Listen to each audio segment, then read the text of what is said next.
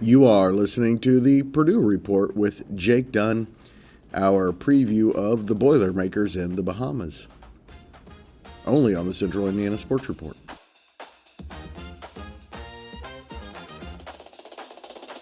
Welcome back, Boilermaker fans, to the Central Indiana Sports Report for this week's Purdue Report. A day late because we moved some things around this week.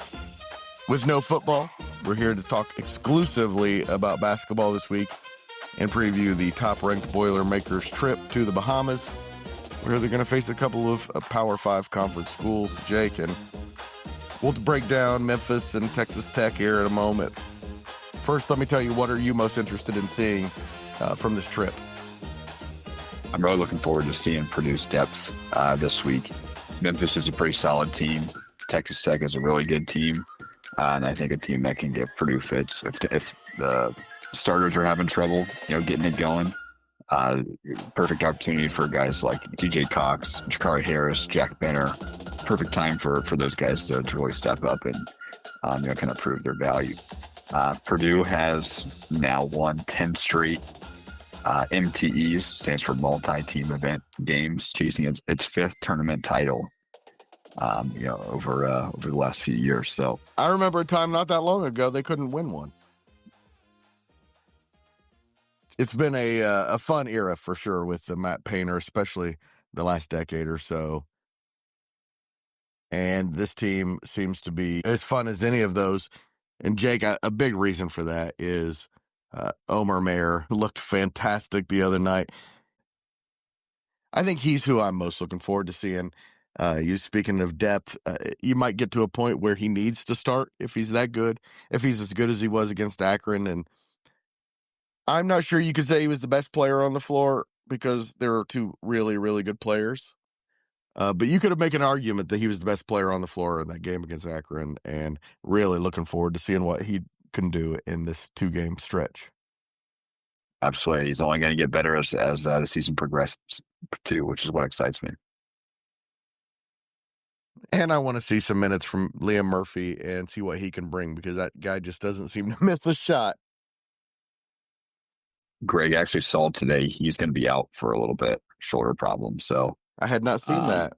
Yeah, over the summer he had some issues with his shoulder. He got surgery on it. I believe this is the other shoulder giving him fits, so he'll be out for a while.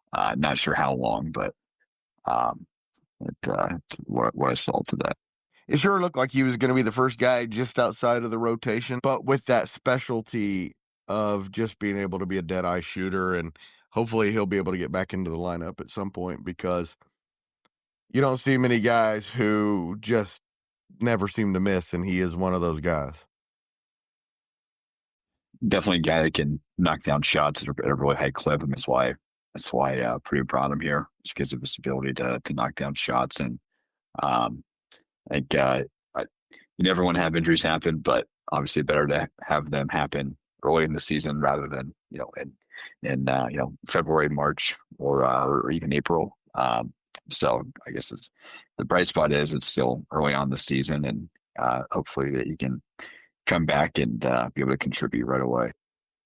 And luckily, he's not a guy that they need. Clearly, he was outside of the rotation, a guy who adds nice depth. And if he's your 10th best player, I think you're in pretty good shape. Speaking of which, Jack Benter's getting minutes every night, it seems. It seems he's one of Matt Painter's guys, and he is going to be a fixture for 4 years, it looks like. Benter's a little more versatile than Murphy. Bigger, stronger, can pass. Is a really good passer. Just has more to his game than Murphy. So yeah, Murphy's a scorer. Benter's a player. Exactly. So you kind of think of Liam Murphy as an insurance policy. He was there kind of in case something happens, and he definitely can still provide some value to the team. Maybe in certain situations. Sure, you get down 12 points in a game, and you need a couple quick buckets and a 3-point threat out there. He would definitely be a guy you could turn to. I'm not saying that you don't want him available. You definitely want him available. You just don't need him at this point. Hopefully Purdue can stay in a spot where they don't necessarily need him to be out there.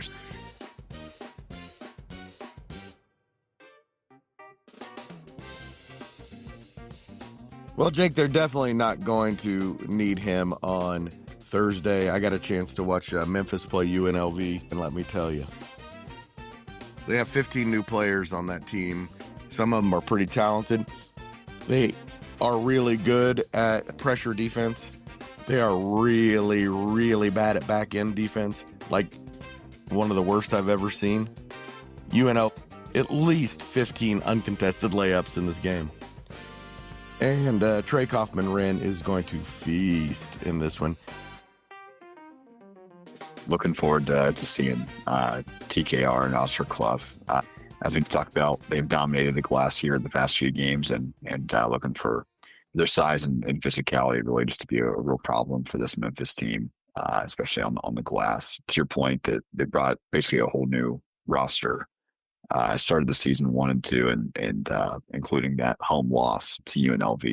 I don't know if you remember Doug McDaniel from Michigan, but Yes. he's on this Memphis team. Yes, he is. They have some talent for sure. Have some talent, have some potential, but just haven't really been able to put it together. You can see it a little on the offensive end that they're talented. On the defensive end, again, they, against UNLV, had some good ball pressure. I think they're going to be good at that at some point in the season, but the back end defense is so bad that it's not going to make any difference, particularly against a Matt Painter team that will just expose that weakness. Memphis has some really good athletes as well.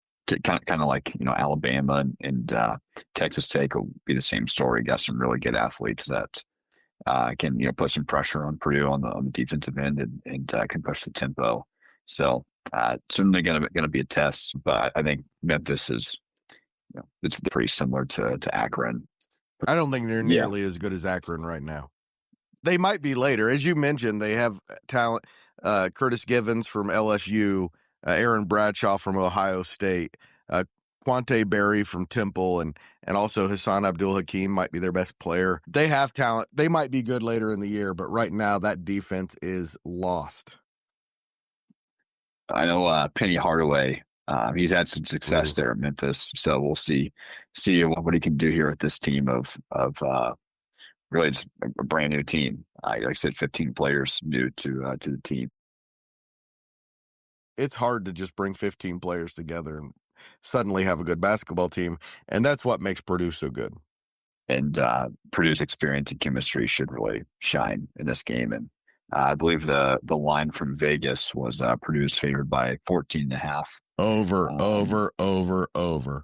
25. That's my prediction. 85 to 60. Yeah, if they play like they did against UNLV, that's definitely a possibility. Jake, you and I will be talking about the Purdue-Memphis game Thursday night after it's over. It'll be posted before midnight. IU plays at the same time, so we'll kind of figure it out which reaction we'll get first and second, but they'll both be up by midnight. Game, of course, is at 6 o'clock. So is Friday's game, which will be either Texas Tech or Wake Forest. And we expect it to be Texas Tech. We'll talk more about that, Jake, after the game on Thursday. But let's touch on it real fast. I think Texas Tech is a top 10 team, a top 10 talent. JT Toppin, no relation to Obi or Jacob, is a top 10 player in the country, probably a great challenge. They've got 5 scorers averaging double digits in points per game. So JT, really phenomenal player, is averaging 24.3 points, 11.7 rebounds, 3 assists, 2 steals, and a block on pretty good shooting splits. Not necessarily from 3-point, but 55% from the field and 67% from the line. So really good player. I think Purdue's going to have some trouble containing him, but they've got other pieces around him too that can play pretty well. Toppin's the kind of player who's given Purdue fits over the years. Again, we'll talk about that Thursday after the game. Look forward to that, Jake, and look forward to seeing what the Boilermakers can do on Thursday night. Thanks for your time, and Boiler up. Boiler up.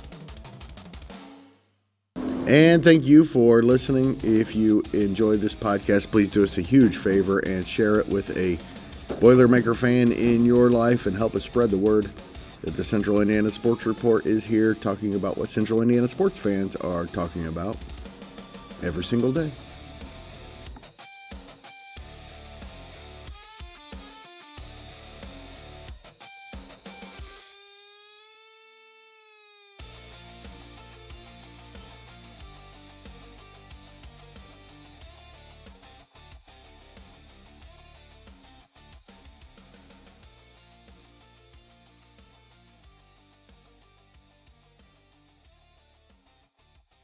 Central Indiana Sports Report is a product of ITG Media, and I love Susie.